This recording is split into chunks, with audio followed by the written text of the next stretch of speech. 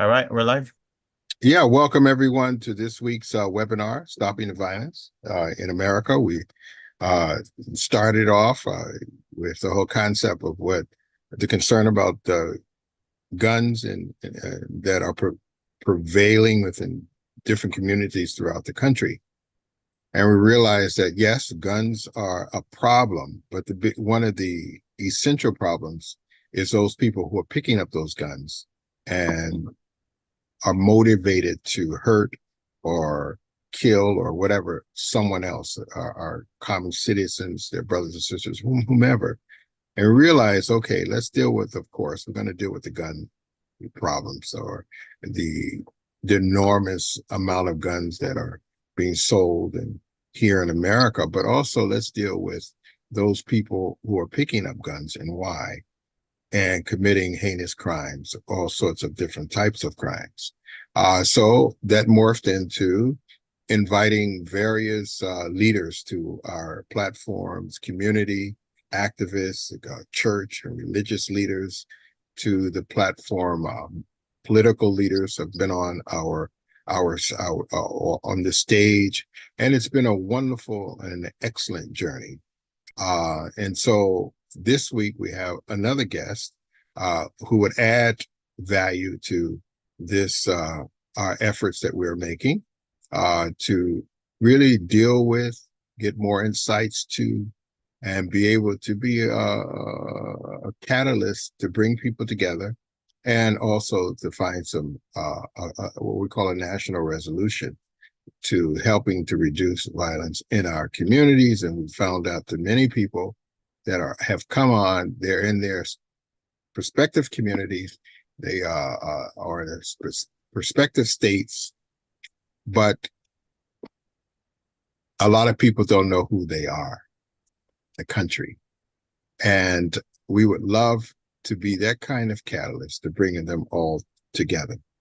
And by the way, my name is Reverend Zachary Oliver. I'm the Vice President of UPF, which is the sponsor of this webinar. And actually, CERN of gun violence started with the founder of UPF, co-founder of UPF, which is Mother Jahan Moon, who said that we need to really deal with the issues of crime and gun violence in America. And so that was the impetus for us to start this wonderful program that has morphed into something that we think will be beneficial to the whole nation. Today, we have another special guest that we're pleased to introduce to you. His name is Yusef Miller. Let me tell you a little bit about him. Give me a little time to read his bio, but I love reading people's bios because it really tells a lot about them, and those bios should be, shared with the larger communities and those people who don't know them. So Yusef Miller of the AD 75 Central Committee and all those things he will share with you. North Inland Area Caucus is the founder of the Mosque Against Trafficking and Pink Consent was the Breast Cancer Awareness, Executive Director of North County Equity and Justice Coalition, Executive Director of Activist San Diego, and NSDC, tell us a little bit what those acronyms represent, and the NAACP Committee Chair of Criminal Justice, member of the East County Justice Coalition, board member of the Interfaith Community Service Center, and a board member of the Islamic Society of North County, which is associated with what we call Escondido Musala. Upon retirement from 24 years in the armed services with medical service in Iraq and Afghanistan, Yusef fills his time with social justice activities, first to interfaith teams such as the Incognito, Together, Poway Interfaith Team, San Diego Regional Interfaith Collaborative, Interfaith for Worker Justice, the California Poor People's Campaign, also a board member of the environment group like Clean Earth for Kids, Surfrider, the Interfaith Coalition for Earth Justice, all while standing against bigotry with the San Diego Regional Anti-Hate Crime Coalition, fighting disparity on all fronts, race, religion, gender, immigration status, just to name a few. After the loss of Mr. George Floyd, he has been meeting with several cities, chiefs of police, sheriff's department, along with allies to discuss the de-escalation of policy and other criminal reforms. Help to revive the de-escalation of policies. The city of Escondido Police Department in 2020, the city of Carlsbad Police Department helped to form the Carlsbad Police Community Relations Commission in 2022, has been an activist of mental health reform, which is very important, since the tragedy of Alfred Olango, Earl McNeil, Paul Rivera, Vito Vitale, and others towards the County Mental Advisory Board in support of the Mobile Crisis Response Team, initiated the Saving Lives in Custody campaign for 2020, contributing to the state audit of the Sheriff's Department in 2021, which then contributed to the formation of the Assembly Bill AB 2343 of 2022, which you probably will explain to us. Member of the San Diego County Anti-Hate Crime Coalition, a guest speaker for Black History Month in 2023 in San Diego, and a county of attorney's office at the county attorney's office. Mr. Youssef, you have plenty more, but I think you can go over it. I mean, that was a mouthful in itself. We would just want to welcome to our platform and also share your strengths, your hopes, and the avenues that you have been taking in order to help reduce crime. Now, we've already seen through your bio that you have done a lot. Welcome to our platform. Thank you, ambassadors, for having me. I really appreciate being here, and especially on this unique topic. Oh, 1 second, okay, sorry about that. An ambulance siren was going by. This unique topic. This topic has it's multifaceted. You know, there's no real one answer when it comes to violence and gun violence and violence in our communities. But one thing we can say for sure, that the conditions that foster this violence are man-made. It's constructed. And in communities of concern where we have poverty, poverty is an underpinning usual factor in violence. So when you talk about people who don't have enough, people who they live well below the minimum wage, they don't earn enough per hour to have one job and to maintain their homes, and their food insecurities are just exacerbating. They choose other avenues to make those ends meet. These are crimes of necessity, economic crimes, and these crimes impact all of us. Even though there's a microcosm of the community that is impacted by it, it impacts everyone. So to relieve people of their food insecurities, to make sure that people have a livable wage, to make sure people have access to mental health treatment, all of that combined together will reduce the impact and crime in general communities. We find around the world that if you have a well-funded education system and a livable wage, crime in those countries are way down. Way down. Now, that is just the external environmental causes. And we know we are more than that. We are people of faith. We understand that there's an internal piece as well that is disturbed when you don't have those needs met. And we understand that what a person would normally not do in a situation of extremities, they will do those things. And we see a lot of good people having to cross a line to provide for themselves or their families. And I always tell people that when it comes to a person eating every day, this is not an option. But whether to do it the right way or the wrong way is. But the necessity to eat every day is not. So this is where we put people in certain situations in our nation that and nations around the world where they have to commit these crimes. With the influx of firearms, especially in the big boom of firearms introduced in communities in the 80s and 90s, then these crimes have become more heinous. I personally believe that human beings have not become more heinous. Their ability to do these damages have become more uh, accessible, which makes the crimes more heinous. Our children are not worse than they were 10, 20, 30 years ago. The kids in school, they're the same kids fundamentally, but their access to weapons caused them to engage in uh, catastrophic outbursts versus back in 10, 20, 30 years ago when someone would get in a fist fight and get expelled and come back or things like this. But now we have implements of, I would dare to say, mass destruction that are accessible to our communities. So what do we have to do? I find the best approach is to directly tackle the issue at the source, making sure people have options to feed their families, livable wages, access to foodstuffs, health care, access to mental health. These things, they take the pressure off of the everyday life that we've gone through, and it's been exacerbated by COVID-19 and the whole issues surrounding that. When we look at the communities of concern where there is poverty, you'll find that those events, when it hits those communities, it hits it at an exacerbated rate. It is something that it's multiple times worse than in other communities because of the nature in which it's put into. And we have to realize that, and we have to put resources into this.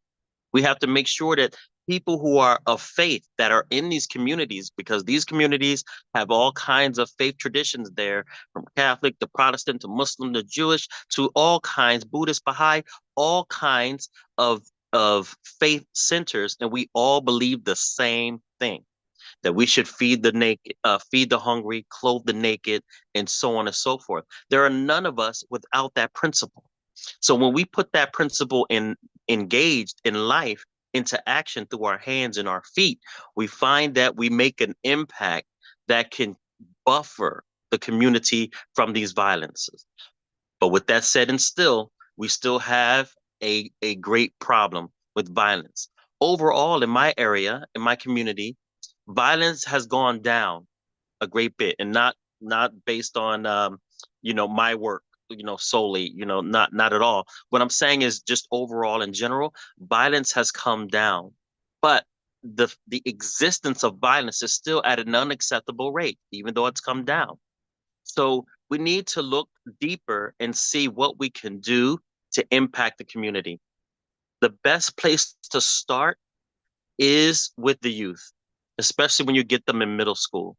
The training and developing youth to become active partners in the community in service to mankind. This is where we have to get them actually in the primary schools and middle schools. By the time you're in high school, you are way too late. You are late. They they're creatures of habit, like we all are, and they will see and make decisions on their own based on their environment. This is why gangs are so successful. Gangs are a a resource for those who have broken families. And we're not just saying this to say, okay, we are penalizing families. This is not the statement. The statement is from gangs themselves, gang leaders, ex-gang members, that because they didn't have a father, they found fathers in the gangs. Because they didn't have an older brother, because they didn't have someone who loved them, the gangs showed them love. It's a different kind of love than we expect, but they showed them love. And if this gang now, we transfer the idea as a family, families have to support themselves. Now, gang members are not going out with a suit and tie and going out to the boardroom and all those kind of things. That's a different type of gang. That's a different type. I'm talking about the street gangs. When these gangs have to feed themselves, they involve our loved ones in this illicit drugs, gun running, gang violence. But if we had a safe and stable community or family center at home, it buffers them from that kind of violent activity. So as we see, it's not as difficult, as not as simple as saying we can remove violence by a magic switch, but it's all of us working in tandem with all these different aspects of violence. When we have the insecurities that fuel choices that may be violent, and we have access to alternatives that also their fuel, their main activity is violent. In our situation where the breach of peace internally opens us up to the environmental ills, we cannot focus mentally and spiritually. Any deficiency spiritually, it revolves into and evolves into a deficiency emotionally, community wide. All of these things are interconnected. And that's why a group like this is so important, because this understanding we need to turn into action to involve ourselves in the community. One of those things that we do here is, like I said, the middle schools. We have programs for middle schoolers, after school programs. We have uh, organizations that really give them alternatives to violence in the streets, artistic alternatives, creative alternatives, educational alternatives with science, technology, and industry, entrepreneurial opportunities. When people see these other, the youth see these other opportunities, they are sometimes they're not aware that this applies to me as well. But when they see their friends, they see a lot of friends who are involved in gang members or even selling drugs to other youth. So as we make these programs more accessible to the kids and more attractive, there's a saying that the wrong road is beautified by the devil. It's not that people want to be wrong. We don't want to do ill. We don't wake up in the morning. There's no 5-year-old self of any of us here. Your 5-year-old self, your 7-year-old self did not say, I want to grow up and kill people for a living. I want to grow up and harm people for a living, steal, become a prostitute. None of our 5 and 7-year-old selves said that. We wanted to be all these other things. But then, in the gap of those things happening or the gap of those things being possible, we have these alternatives. And we're looking to refill that void with alternatives so they don't try to fill the void with stuff. And by stuff, people will do anything necessary to get more stuff, to fill that hole. Sometimes that hole in them is a hole in their heart from family, or it's a hole in their heart from a spiritual hole. And that hole cannot be filled. That hole cannot be filled without spiritual filling. So we have a huge job ahead of us, which is multifaceted, and we need everybody to take a piece of this pie and try their level best at it. The Our homeless brothers and sisters, our homeless siblings on the streets.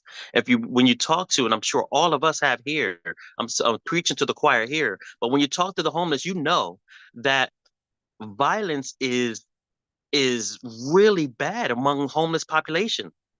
They're stabbing each other, they're cutting each other, they're doing all of those things. All the things that we talk about is concentrate just in the homeless community. They go in camps, out of sight, out of sound, which is very dangerous because disease spreads that way. In San Diego County, we had an outbreak of hepatitis A that took a lot of homeless lives because they're down in the ravines and they're down in the canyons, so that law enforcement won't bother them. They're down there and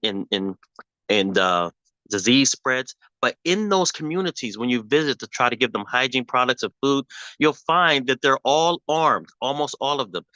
If you not, if you don't take care when dealing with our homeless brothers and sisters, and I'm not trying to, scare anyone away from our homeless brothers and sisters, but realize for their safety at night, they are armed. I approach a homeless woman and I say, I want to give her some food. But I announced myself 10 yards before I get to her. I announced myself. She wasn't paying attention to me. So I announced myself because I don't want her uh to defend herself because of her nightly journey. on trying to stay alive every night in a situation such as this, being a female on the streets. So this aspect is one of many. Our San Diego County homeless crisis, and just like everywhere else around the world, our homelessness crisis is skyrocketing. We don't have enough homes. The homes we do have is 98% filled, and people are being priced out of their homes. So they're going out into the streets. Now it's a crime of necessity. You have to eat, you have to feed your family. Necessity comes back. So when we put programs into effect, we need to look at neutralizing and mitigating the need to make choices that are not healthy for the community and not healthy for the self. We're not going to be able to arrest our way out of poverty. Can't do it. They're going to be violent because of necessity, but we can't arrest our way out of it. We need a new way of thinking, a new way of approaching, and we need funding in a way that makes a change and not just line the pockets of politicians. And that's what we've been seeing a lot lately. Dealing with our youth is the slowest but most permanent change that we can make. Everything else is a band-aid. Making sure that we empower our youth, inform our youth, buffer our youth from violence and necessity is the slowest but most permanent route that we can take. And I say slowest because it goes over years. Like the youth is every year they get a little older until they become part of the adult society. But that investment is worth it. It's like investing in stocks or whatever. This is a stock that is a treasure to us, and it is worth this investment. While we're doing that simultaneously, like I said, we need programs. We need institutions that support programs that buffer and neutralize this need of people to cross that boundary. Guns are way too accessible. Our friends, moms, demand action, who fights for sensible gun legislation. And I like to say sensible gun legislation because I don't want to run up against our brothers and sisters who love guns or use guns or gun safety and gun responsible. Those people, I understand. Okay. But we need gun sensible legislation so that it's not so easy to get these guns. One thing that had a real bias to it is when Black and brown communities were flooded with guns and during the 80s and 90s crack epidemic and all this kind of thing. They were flooded with guns in that period. These kids became animals. In other words, they were called and labeled animals because of what they were doing with the guns. As the guns spread into other communities that are parallel to ours but are not Black and brown, now it's an issue of the community. It's an issue of the nation. So we need to make sure that we use the same measuring rod. Those guns made the destruction and the capacity to do harm more intensified in the Black and brown community, not because the human beings themselves were more destructive and more animal-like, but the capacity to do damage was increased. Now that capacity is spreading to other communities, and we're seeing the effects of this spreading to other communities. And we have to realize the bias in the narrative that these problems and these crimes, they are manufactured and they are allowed to fester, especially in communities concerned first. Then it goes out into the wider community. When we have this drug epidemic, people are not just using drugs because they just want to have a bad liver. They want to die of fentanyl. They don't use drugs for that reason. Nobody wants to die of an alcohol overdose or alcohol withdrawal and poisoning. That's not their goal. Their goal is to fill a spiritual and an emotional void that is in their life that they don't have an option that they believe is an option to fill. And that's where we come in our work. This is where we come in our faith to fill that hole so they have less of a necessity to choose that option, to choose the option. So I don't know if I've gone overtime. I just uh, plan to say about as much as this on that subject. That is not a simple answer. We need to have gun sense when it comes to the gun aspect of this problem. But it's the deeper issue is not the guns themselves. The deeper issue is not the human beings, whether they're more wicked or anything like that. The deeper issue is the access to resources that certain communities lack and causes them to commit crimes of necessity and crime what they call in the academic terms they call economic crimes. So these economic crimes are intensified in communities that don't have enough. When you look in our indigenous brothers and sisters community, and they have communities on reservations and things like this that they don't have enough, and you'll see crime is high, really high and concentrated in those communities where they don't have enough. Not all indigenous communities have casinos. This is a myth. Not all indigenous tribes have casinos. There are poor indigenous tribes. And when you see these poor indigenous tribes, the same ills that you see in the ghettos, quote unquote, of Black and Brown America, you see the exact same thing in our indigenous community. If you leave the United States and go to any country where they don't even have Black or brown peoples, let's say you go to some place, a community that's in Russia, where there's no Black and brown people in that particular community. I'm not saying they're not there. I'm saying in a community with no Black and brown people, their jails will still be filled with violent offenders, and those violent offenders have the same profile. So we need a more academic look, a more strategic look at violence, and that way we can attack it in a way that makes a difference. And with that, I guess I'll Well, take direction from here. yeah, thank you very much. You said a mouthful. I really want to applaud uh, uh, how you executed your words, brought some meaning to um, what you were sharing to the audience. And I agree with you. This is why we are saying that guns is an inanimate object. It takes someone to pick it up, and there's motives behind that. And the research of what those motives are, the root causes, is going to be more effective in curbing the gun violence overall.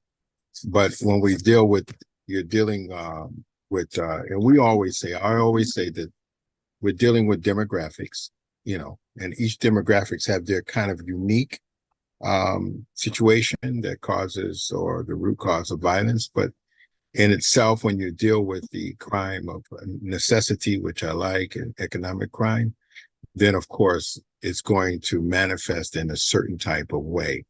But one thing I would like, and I'm going to open up the floor, is your last comment, and I think I take it in stride that dealing with youth is our most important role and focus, because the slowest way to change would be changing them. It might be slow, but it's a permanent results when we go that particular route. And I would say, in conjunction with what you just said, uh, the kids are not, we are not in.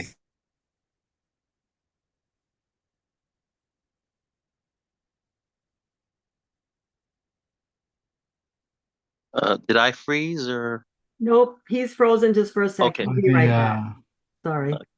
He'll No be worries. back. Mr. Dr. Oliver, we don't hear you. Yeah.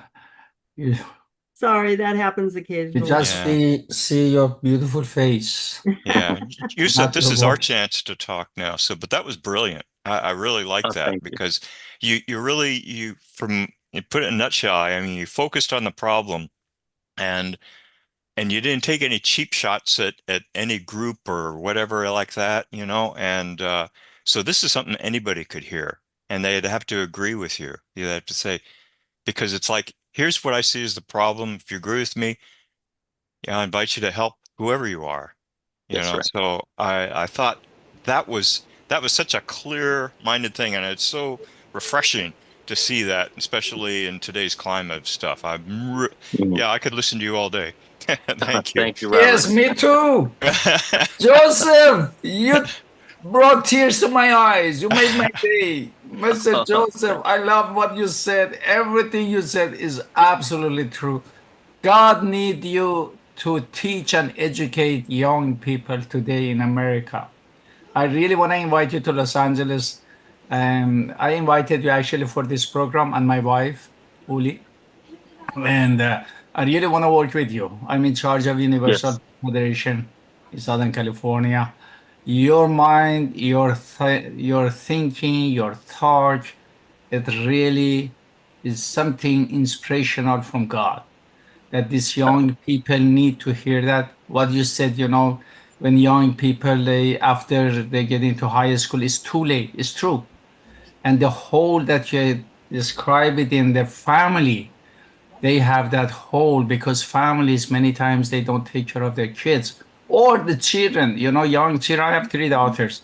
They go to college, they think they know better than us, they become a little bit arrogant, they're more educated and this, they don't want to follow their parents because they think parents are old fashioned and they don't understand us and they go in their way.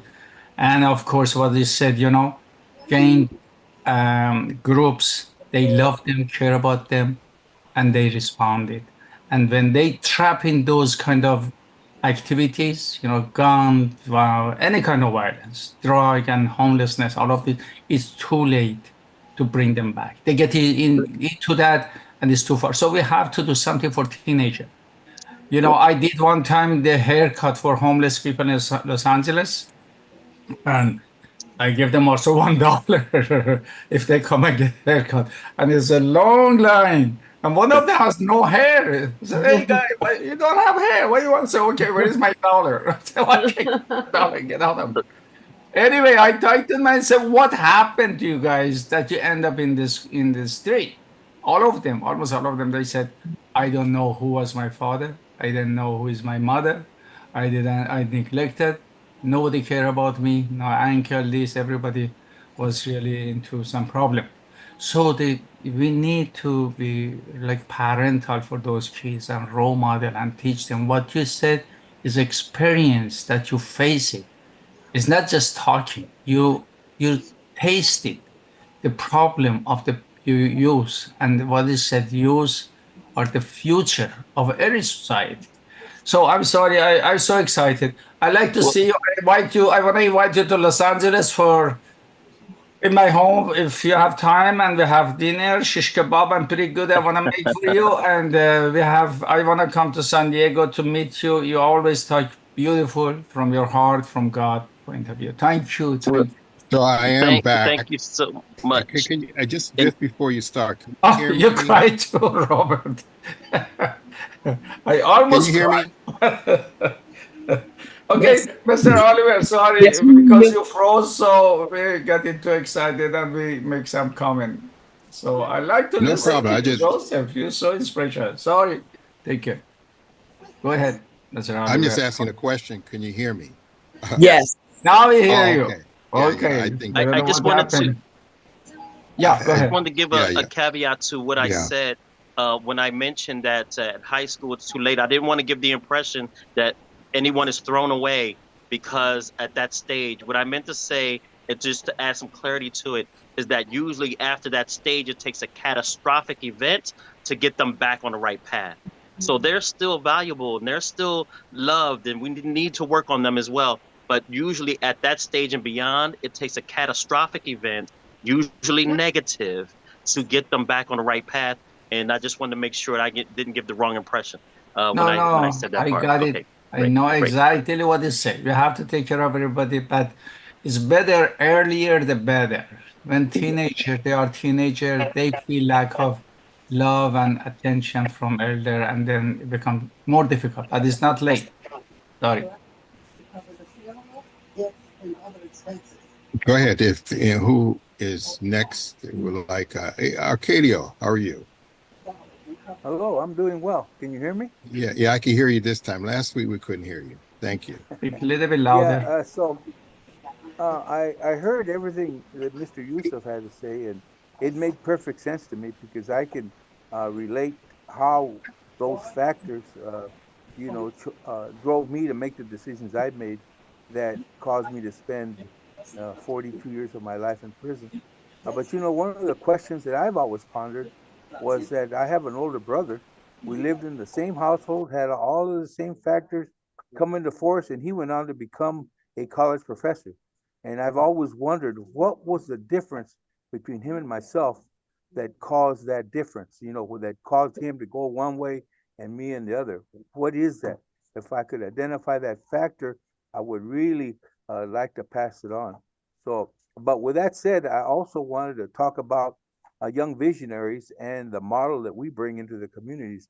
I think that the model that we bring, where we actually go out in these gang areas, these crime areas, we engage the community, take them on as clients, help them get work, and we also go into the juvenile detention centers and we're teaching classes, the gang circles. And coming from me, I am able to really connect with these youngsters and tell them the truth about what gangs are and what the lies and the deceptions that they use to bring them into the gangs, to bring these young guys into the gangs.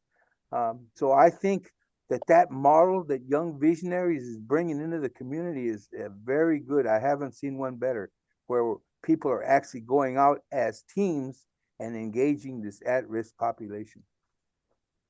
Well, thank you. Thank you. Thank you for that. Anyone else? Can you add one more short thing? I read Father Mon's speech and really touched my heart. This sentence. He said, the way of restoration goes through bottom of hell. If we don't restore the bottom of hell, we cannot expect in the future become kingdom of heaven just happen by itself. So what you, Joseph, saying is really about youth that they living in the bottom of hell. And you mentioned that when kids, they have gun and drug, doesn't matter what race or whatever, they're like animals' life.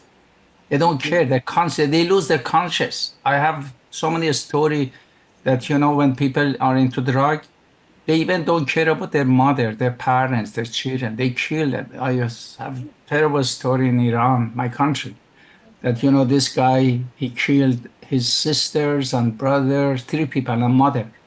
And the other sister came home and said, 3 people died in the house. He called his brother, the guy that he killed him. My brother, come over, somebody killed my mother. And he said, then he told her, you are lucky that you are not there. It means that he would kill her too.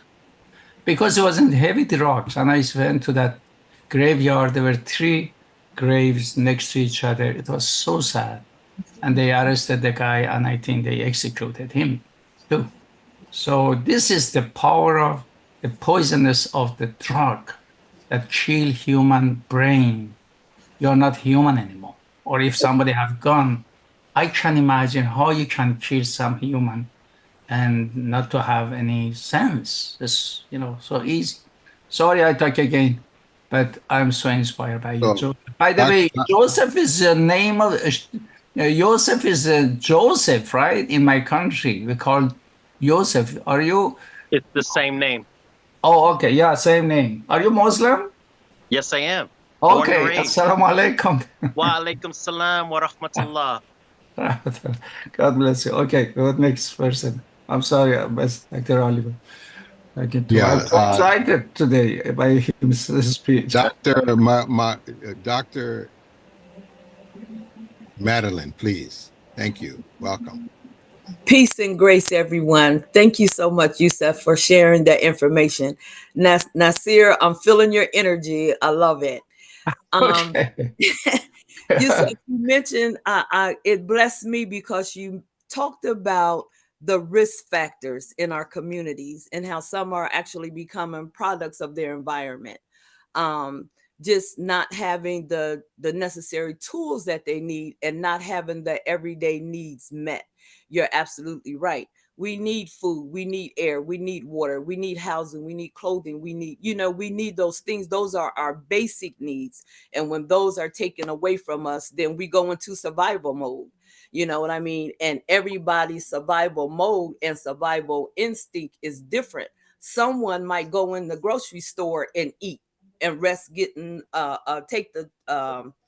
take the risk in getting arrested. Someone else will go out and rob somebody.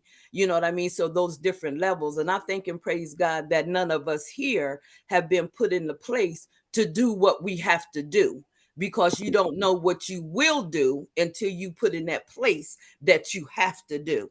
So I thank you so much for that. You shared risk factors. However, you also shared protective factors as well, to say that you have a plan and you have that plan in place. You're right. The children are our future. It's important how we raise our children and how our children raise their children. However, the most important part of that is us being in the community and being an example. You know, in some communities, Black and brown communities, they're still seeing men 50, 60 years old with their pants hanging down, or, you know, or talking slick, talking ungodly, you know, and that's what captivates them. Again, they become a product of their environment. That's what they know. So that's what they follow. So as we are in our communities, we have to present ourselves in a way to say, what is it about that woman? Wow, you know what I mean?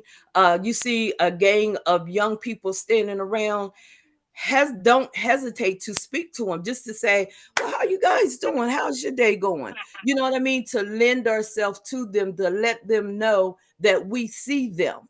Because a lot of times they don't even think they're being seen. No one sees them. No one cares about them. So the least we could do is present our way in a fashion to let the young people in our community know that we see them and respect them in such of a way, acknowledge them in such of a way, to give them value. Because I think in the Black and brown community, a lot of that has been stripped away. You talked about these are man-made situations. This is man-made violence. And that takes me back to the discipline out of the household. When society laws decided that parents could not discipline their children, that was a setup. It was a complete setup, because now you have an 8-year-old, a 10-year-old saying, oh, well, my mom she can't beat me. My dad can't beat me. And when I say beat, I mean discipline. I don't mean abuse. And there is a difference between disciplining a child and abusing a child. And in that process, to be able to teach a child responsibilities. But when I think about that, the era that we're in now, the parent doesn't have parenting skills. So they're moving off of what they've been taught. So, but I do believe that this cycle with the new millenniums, because they're a new breed, I believe the cycle is going to be broken, because they have a different mindset of education, of accomplishment, of prioritizing the things that are important to them, and they're not afraid to speak out about what's important to them. And what does the word remind us? In the last days, a child will lead them. So God still sits on the throne, and he still speaks. And when he speaks, it's very clear. So we're going to get there, just like you said, by pouring into our youth. Thank you so much for sharing your time, your talents with us on today. Thank you. God bless you. Thank you. God bless you, Doc. Thank you so much. Thank So you. well put. Thank you. God bless Anyone else? I saw this. Someone else had their hand up. I can't see everyone.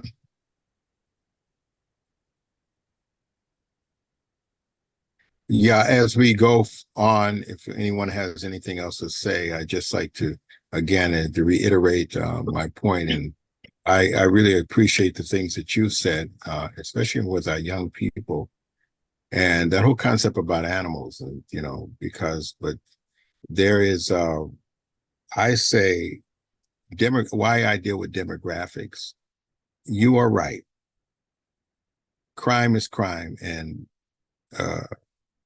crime of necessity will manifest in the same cross-racial boundaries, cross communities, you know.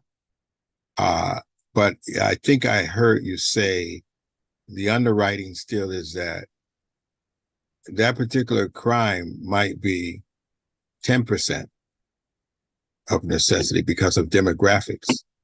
Then the other crime might be 60% and because of demographics. So the demographics doesn't start just in a home, but it starts on a history. You see, so why are our men not where they should be? Are, like you said, with the 5-year-olds, we're not born to say, oh, I don't want to be a good daddy. You know, why is it that way now? You know, those things we have to look at root causes and then historical causes on every, we see you, Susan, every demographic there is, you know. And so I appreciate that, because sometimes we look at our kids and we put them in categories depending on the demographics. And so it is a hopeless cause. But I do appreciate what everyone has said, and Nassar and everyone had just said that, you know, start young, but we have to make the concerted effort to really start young so that there is some hope, because our kids are growing up without a certain environment that is conducive to helping them to understand right from wrong, you know, and I think you had shared that. So I just want to open up the door for the Susan. I see Susan and Rodney here. Welcome. It's always good to see you, Rodney. It's always good to see you. God bless you and welcome to the table. I remember how fortunate I was with my father's example. My father set a certain standard, and so he helped me to understand how to manage different situations. So I'm grateful that I have my father as a living example. Someone, he could model a certain type of behavior. He could model a certain type of attitude, certain type of perspective. And I'm so grateful that God provided that for me. You know, I was an at-risk counselor, and I would counsel young men in high school who were at the point of getting in serious trouble. And so I try to educate both the parents and the child, because they both needed to know how to communicate with each other, how to restore trust between parent and child. Because they live in two different worlds. So we can bridge that gap. But my supervisor was upset at me, because he said, what are you doing? You're a social worker. You trying to teach, trying to educate? You're in the wrong profession. But I understood that was needed, that education I try to provide for both of them. Critically needed. So I'm grateful for this brother who's really total investment in the future, for the future of our children. So I have a lot of gratitude for you, my brother. And I know God has his hand on you. Thank you. Amen. Could I say Go ahead. Yeah, please. Would you like to say something first, Mr.? Oh no. I'll wait after you, Susan. Oh, thank you. I really appreciate your hard work. We have a society right now, it's kind of in a change. I think it's very changing at this time. But there are a lot of parents who are both working. That was also when we were, we had our children too, but even now, it's even more like that. Both parents are working, they come home and they're wiped out, and they still have to put food on the table for the kids. But there's hardly any time to really have any good interaction, you know? in a lot of these places. So what I do, I've been a substitute teacher, right? So I go into the middle schools and the high schools, and I've been doing it for years. I've been doing it like about 12, 14 years, okay? And now it's kind of harder for me, but because I'm physical, I'm getting older. But before, like, the pay is crappy, but I don't care. This was my mission, to go out there and instill in the kids some respect. I expected respect. I expected them to respect each other. I told them we're one family here under God. So I want you guys, we're all brothers and sisters. No, that one's not my brother. No, that one's not my sister, this and that. I said, no, that's not true. You have to learn to love everybody.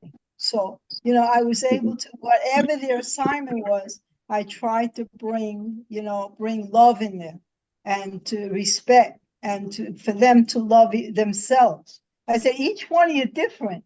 No two people here are alike, and nobody here made you, not only your parents, but also there's a creator who made you. So you have to also have relationship with the creator. So however I was able, however we could do it, and also work together as teachers, as parents, as community workers, as many people in this program say, have these things, and police as well. So that's what I have to share. Thank you. I think that's interesting. When Susan and I goes to a certain store, and I said, "Hey, I know you. You were my teacher." And I still remember you. Yeah, they remember us. She makes an impact wherever she goes. Yeah.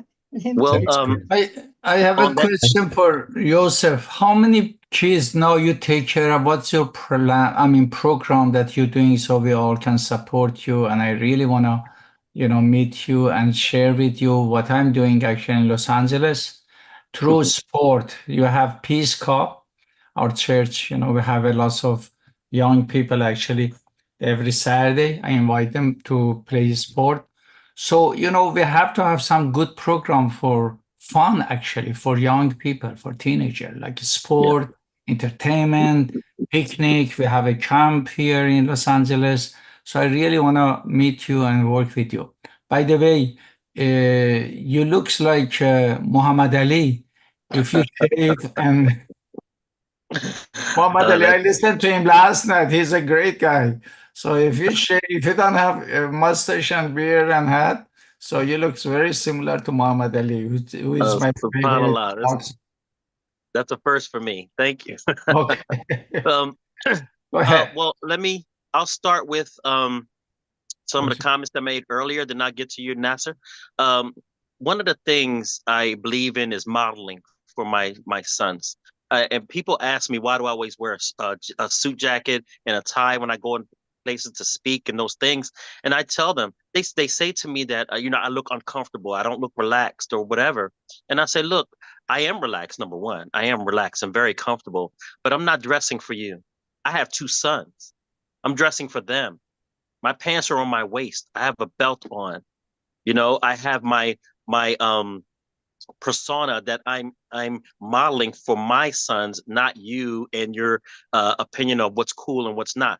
I'm not saying that this is the only way to model for your children, because I'm not disparaging anyone else's mode of dress, but I have 2 Black sons, Afro-Latino sons, as a matter of fact. So I want to model for them the way that I think they should carry themselves in the tradition of a Martin Luther King, in the tradition of a Malcolm X, in the tradition of a Marcus Garvey, in the tradition of a Frederick Douglass. That's my mode of modeling for my sons. Back in the day, the model for our children in the 20s were, I love those pictures in the 20s of the Harlem Renaissance and things like that. And you'll see the Black men with the hats on and the ties on, very, very sharp suits. And they modeled how to present themselves in public to their kids. Now we have gang members, we have hip hop artists, and these people modeling what we should look like.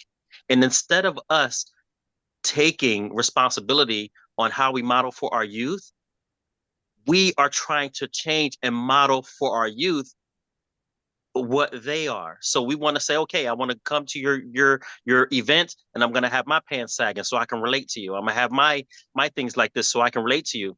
But I think that's the opposite way that we should go. Now, again, I'm not giving any blame on anyone who has a hip hop style. I'm not saying that.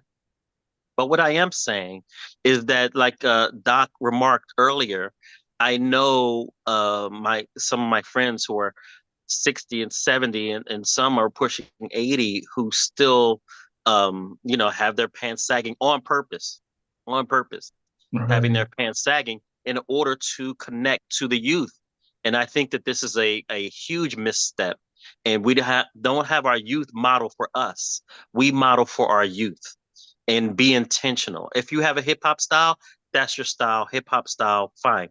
But if you're modeling for your youth, be intentional for what you're doing. So we did make that shift, I believe. I'm not disparaging anyone else's, but this is why I dress the way I dress when I speak in public. Secondly, we talked about the schools. Susan and her husband, they're talking about the schools. And just yesterday, I was in the school, middle school. I think it's a middle school, high school. And they invite me on stage annually to come and speak to the scholars. They call them the scholars. And I go in a suit and tie, and I stand up there. And I tell them what I need to tell them. They want to be involved in activism. They want to know what I do and how they can follow and be like that. And they just emailed me today and asking me for a project to help them develop a project, which is I'm going to suggest mental health for youth, and see if we can get that to the city council, that project to the city council, and have the city promote these kids, trying to pull together a program for their other youth. So to give them some more motivation that people care, the right channels to make things work. We can march on the street all day and yell at buildings, but if we're not in the back room making policy changes and getting the people who the ink in their pen weighs more than the ink in any of our pens, then we can make a serious change. So expose them to that. So being involved in the schools, like all of you are saying, is very, very important. And I get invited to middle schools and high schools and colleges all the time to give these same kind of talks. And that's where it comes in those fashions. And also to Nasser's point is that here there's a group called Clean Earth for Kids. It's an environmental justice group as well. Clean Earth for Kids, you can even look them up, cleanearthforkids.org. I'm on the board. I'm the executive. I am the equity advisor for Clean Earth for Kids. And when we say Clean Earth for Kids, we are talking about the earth for everyone with equity, but also with our neighbors who are non-human. Because when we talk about our earth, our non-human neighbors are just as important. So we can't use pesticides that poison our fish, and the birds that eat fish, and the other animals that eat fish, and the insects that live along with us, poisoning the bees, poisoning the pollinators. This is a cross-cultural neighborhood that we have, and there's only one option. That's this option. Planet A is the only option. So to Nasser's point, that these youth clubs and these youth programs in many different aspects. We also have youth that deal with prior incarcerated youth, or youth that are having at-risk youth for gang violence. It's a group called Compact, and they not only educate and motivate youth, but they receive youth who have made a mistake or two in their life and get them alternatives to this incarcerative path, from school to prison pipelines, to get them and turn them around before it is too late, and before that catastrophic thing I mentioned earlier happens, when they realize, oh yeah, I was on the wrong path. But this catastrophic thing had to happen first? No way. So there are these programs that I have that I involve myself with, that involve the youth and everything in between. If you don't have a youth component, you don't have a complete program. If there's not a youth component. So these youth components we have to be intentional with. And then I think from there I hit everybody's question. I think I did. Yeah, thank you very much. I appreciate it. Wow. We're at a close actually. And usually I ask the speaker to give the last word, but you have already done that. But I would just like to thank everyone for coming on. And one of the things that I keep hearing you say, and what rings to my mind as we come to this close, is that there has not been a substantial and substantive alternative voice to our young people. And it calls to what you just said earlier, and I've heard too, because I've done some stuff with, the tough guy, one who's a man, all that kind of stuff. And if I get him in somewhere outside of that environment, he will always absolutely tell me, you know why I'm in pain? Because I didn't have a daddy at home. Something like that I'm in pain. So that goes back to me. We don't have the alternative voice out there because the hip hop culture or dressing, which we're not downgrading or anything else, it prevails because the daddies are not, the Martin Luther Kings and all those guys who wear those hats. So people wonder why I wear my hat all the time. Because I admire the way those brothers look. That's why I got that hat, nice suit, walk with dignity. Those were the leaders of yesterday, and they should be the leaders of today, and they shall be the leaders of tomorrow if we do what we need to do. I want to thank everyone, because that would change the paradigm of our kids, right? Would begin to emanate. They're emanating what they see because they don't see enough of the other. And we want to thank you for highlighting those things to us and bringing that. You did a stalwart job and explaining everything. And we look forward to seeing you again. I look forward to talking with you. Also, I look forward to coming to our conference, which is in mid-December. And today we're having invite those who would like to. We're having a coordination, if you will, conference call at 7 p.m. For those who are available to discuss how we should package this conference. And it goes to you, Yusef, what you just said. We realize that one shoe don't fit all. We have to look at different categories. The manifestation results in the same, right? But people are triggered, if you will, by different things. And how do we begin to look at those different triggers, and bring them? And I think you were saying that in a lot of, in essence as well. So I want to thank you again. You did a beautiful job. Let's give him a round of applause. Thank you.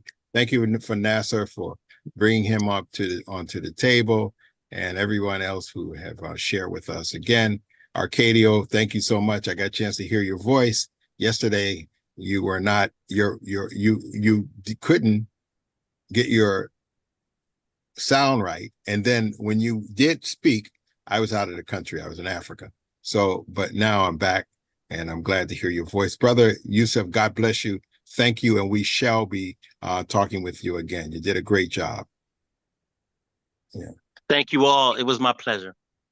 Yes, thank you, Joseph, again and again. Great job. Thank you so much. We appreciate it. God bless you. And just one thing I want to tell, the last thing. I love your beard and hat. Don't misunderstand. I refer you to Muhammad Ali because he doesn't have hat. But I love your look with tie. You are so handsome. You speak very good from your heart. I really love to meet you. Okay. So yes. Let me know when you can meet each other in Los Angeles or San Diego. We can do a lot. Okay, let's do it. You remind him of his ancestry. That's why. I like the way you are, what you say. That's the real reason why. All right, God of bless course, you, I like my dear brother, Dr. Oliver. Great job, and everybody else. Yes. Thank you so much. Arcadio, are you in San Bernardino or where are you located? I'm in Escondido, is in San Diego County. No, I know you are in San Diego. I meant Arcadio, Acuña. Yes, I am in San Bernardino. I work, the office where I work is in San Bernardino. I don't live close by. I live 50 miles away, but this is where I work in San Bernardino. Do you work with Terrence Stone? I sure do. I'm with Young Visionaries. He is our CEO. Because I've been trying to reach him for this program. Can you Well, invite I him? will let him know. Okay, what was your Uli, name again? For you Yusuf, can thank talk to you each so much. other later. Yes. And Yes. take his Can you number. Thank you so your much for email coming in on. the chat? Keep on Your keeping. number. Nice So meeting you. All right. God bless. God everybody bless. waiting to say Thank goodbye you, to each everybody. other. Uli. Thank you Just again. get his number, Mr. Arcadia. Arcadio. I'm living in Yes. Arcadia. I thought you live in Arcadia, but you are Arcadio. No. So give us your Yeah, number. Arcadio. My wife's You can get it starting. from Nadia also. Yep, I Yeah. have it. I have Oh. it. They have it. So All why right. don't we say farewell, God bless, Yeah. and take care. God Yes, bless. God bless. Yeah, One yeah. step Have a closer wonderful to day, victory. everybody. Thank Okay, you, Joseph, thank keep you. in touch. Yep, next week, same place, same time.